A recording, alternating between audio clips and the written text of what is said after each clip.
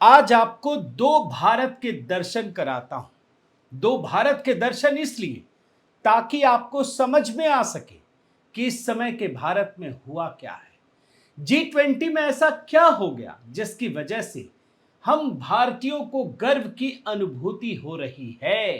ये जो दो भारत बता रहा हूं ना, एक भारत है 1983 का और दूसरा भारत है 2023 का।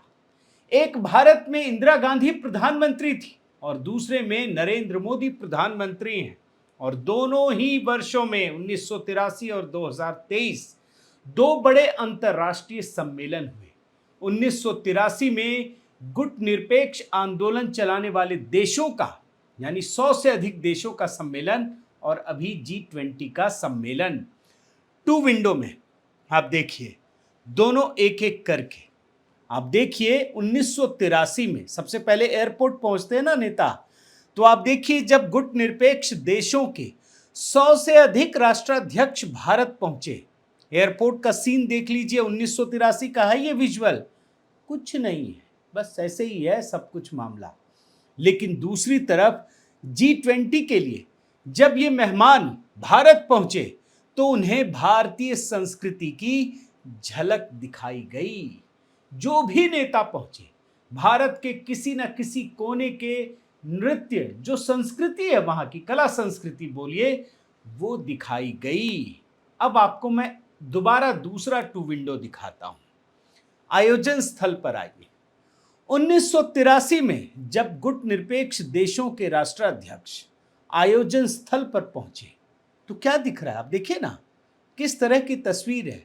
अजीबो गरीब तरीके से इंदिरा गांधी, लेकिन मैं वो उस अजीबो गरीब भीड़ भाड़ की नहीं बात कर रहा हूं, मैं बैकड्रॉप की बात कर रहा हूं। जो एम्बियंस है, चारों तरफ का जो माहौल है, क्या आपको कोई भारतीय संस्कृति की झलक दिख रही है?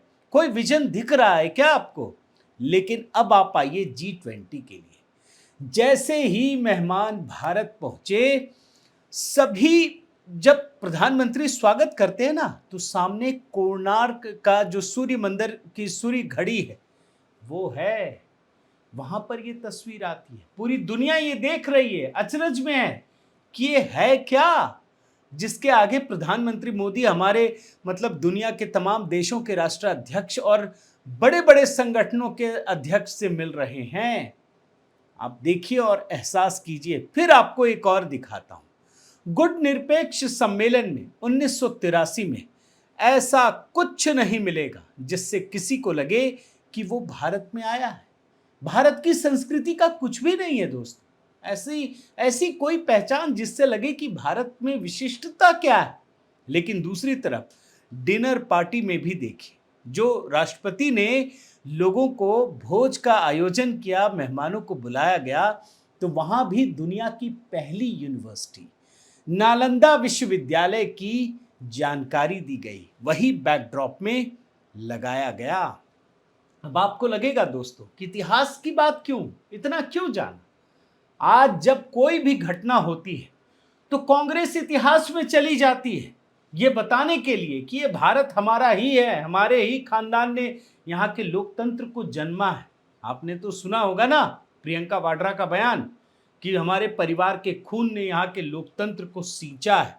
तो ऐसे समय में ये जानकारी होना जरूरी है दोस्तों, क्योंकि समय के साथ सुविधाएं तो बदल सकती हैं, लेकिन भारतीय संस्कृति के प्रति जो गौरव की भावना है, स्वाभिमान की भावना है, वो तो दिख जाती है ना, उसमें कौन सी कमी हो सकती है।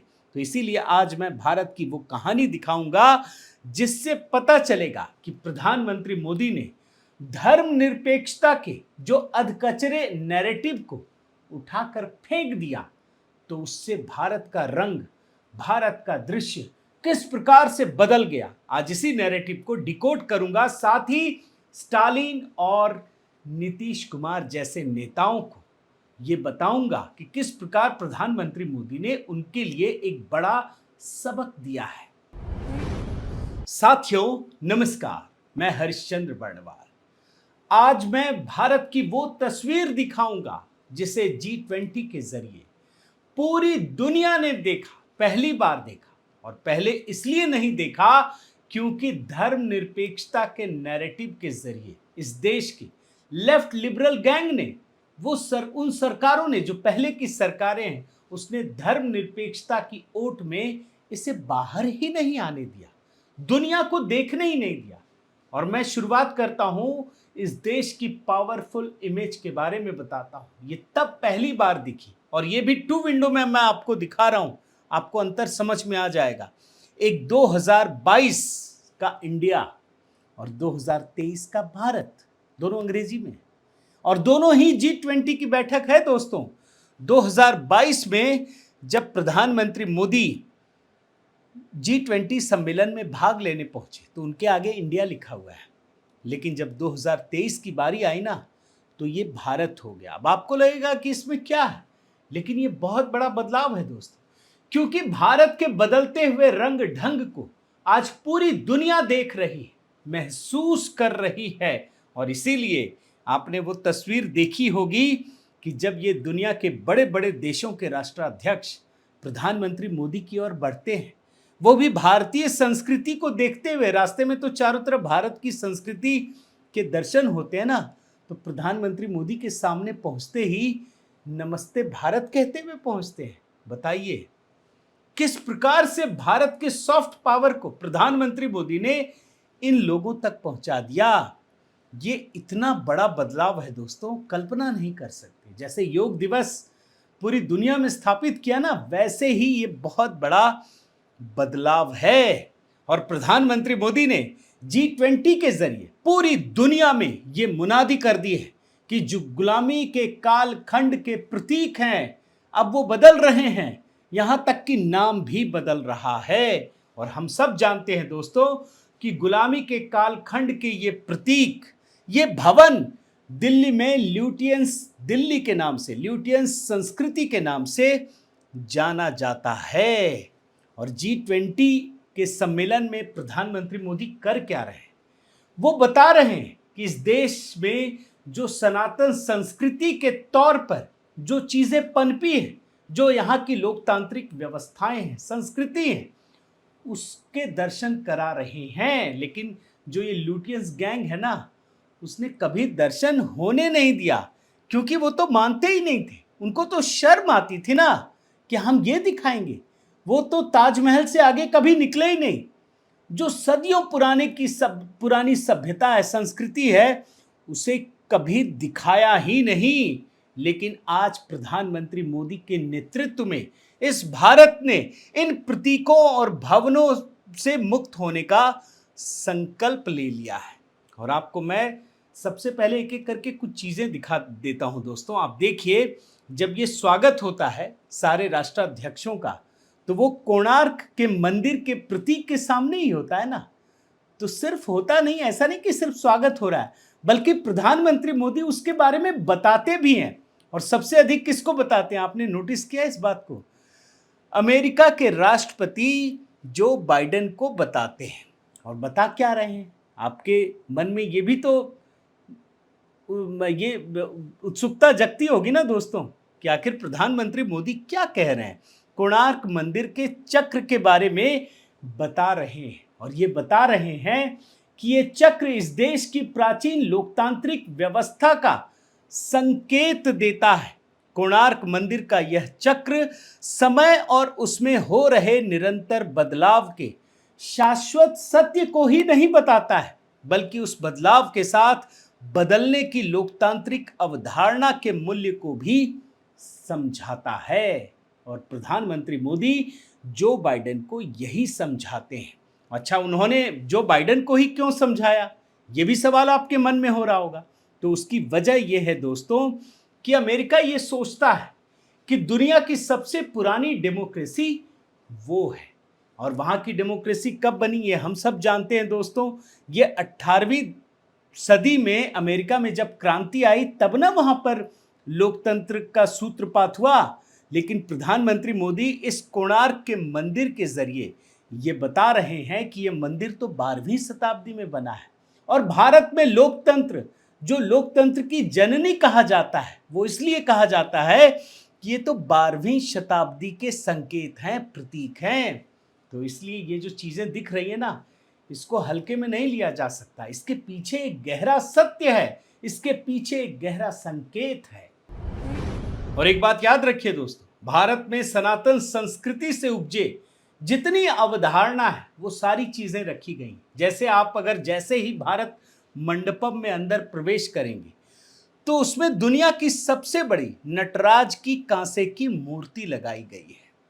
अब शिव के नृत्य को प्रतीक बनाकर ब्रह्मांड के रहस्यों और लोकतंत्र के मूल यानी परिवर्तन को समझाती ये प्रतिमा आज के तमिलनाडु और 5वीं शताब्दी के चोल राज्य की विशेषता है ना। कमाल की चीज। किसके लिए जानते हैं? दुनिया के लोग तो देखने के लिए उत्सुक हैं ही, लेकिन उस स्टालिन के लिए भी, तमिलनाडु के उस मुख्यमंत्री के लिए भी महत्वपूर्ण है दोस्तों, जिनके बेटे उदयनिधि स्टालिन जो मंत्री भी हैं वो सनातन धर्म को खत्म करने की बात कहते हैं। आज जब ये स्टालिन वहां है ना तो उनको देखकर बहुत कुछ समझ में आएगा। प्रधानमंत्री मोदी जो कुछ उन्होंने किया है वो पूरी दुनिया के लिए तो एक दर्शन शास्त्र है, लेकिन स्टालिन के लिए ये बहुत बड़ा सबक है। और अच्छा किया कि उनको बुलाया गया है।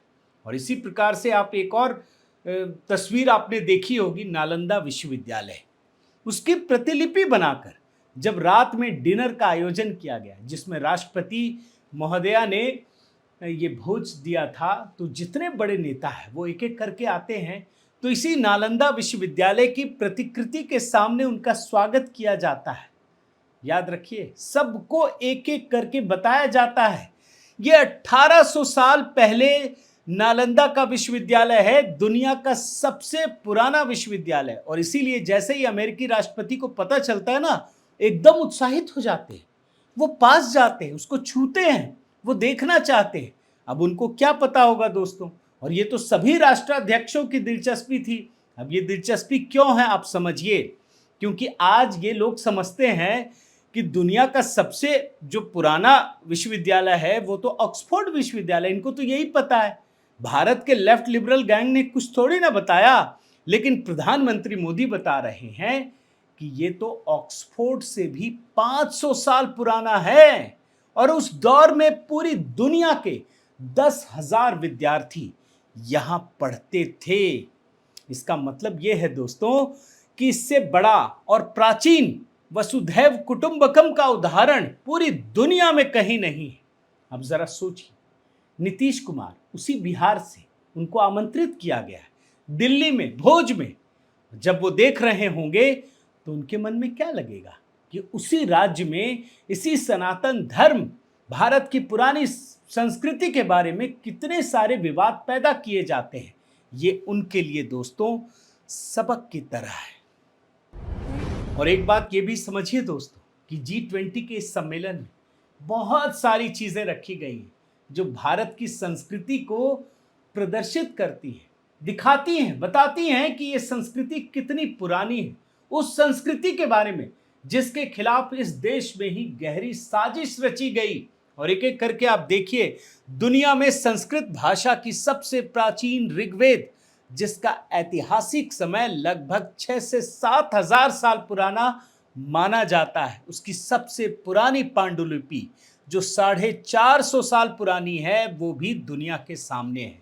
यानी जब अमेरिका में लोकतंत्र ही नहीं था उसके पहले भी भारत के पास लोकतांत्रिक मूल्यों की अवधारणा थी।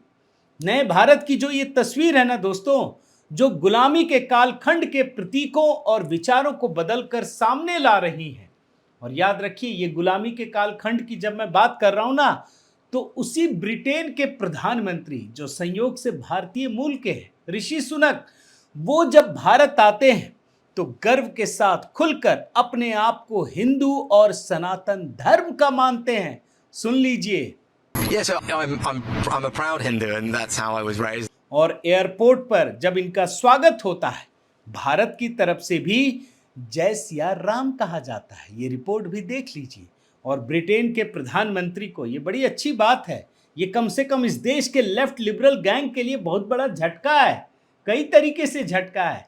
अंदर से प्रधानमंत्री मोदी तो दिखाई रहे हैं, वैश्विक नेता जिस तरीके से भारत की संस्कृति को अपना रहे हैं वो भी झटका दे रहे हैं। और इसीलिए प्रधानमंत्री सुनक जो ब्रिटेन के प्रधानमंत्री हैं, उन्हें अब हिंदू होने पर तो गर्व होता ही है।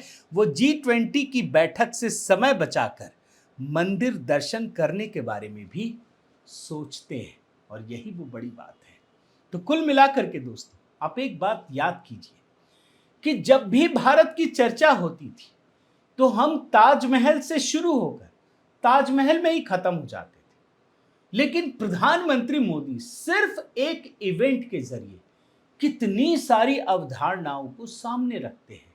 पूरे देश के अलग अलग संस्कृतियों को एक जगह समायोजित करके प्रदर्शित कर देते हैं, इतनी सारी चर्चाएं करते हैं और बताते हैं। आप सोचिए, कल्पना कीजिए, जब पूरी दुनिया के लोग टकटकी लगाकर इन तस्वीरों को देख रहे होंगे तो उनके मन पर क्या चीजें उभरती होंगी। अरे, भारत में इतना कुछ है, हमें तो पता ही नहीं है। तो चक्कर ये है ना दोस्तों कि हमें और आपको भी नहीं पता है, हमें और आपको जानने का अवसर ही नहीं दिया गया, क्योंकि ये जो धर्मनिरपेक्षता की चादर बनाई गई ना, उसमें सब कुछ छिपा दिया गया और हमें शर्मसार बने रहने पर मजबूर किया गया। आज प्रधानमंत्री मोदी इसीलिए जब इंडिया को भारत लिखते हैं ना, तो एक नई अवधारणा सबके सामने आती है। बहुत बहुत धन्यवाद। आपसे निवेदन है साथियों कि आप मेरे इस चैनल को ज़रूर सब्सक्राइब कीजिए, लाइक कीजिए, शेयर कीजिए, कमेंट कीजिए और इस बेल आइकन को प्रेस करना मत भूलिएगा। नमस्कार।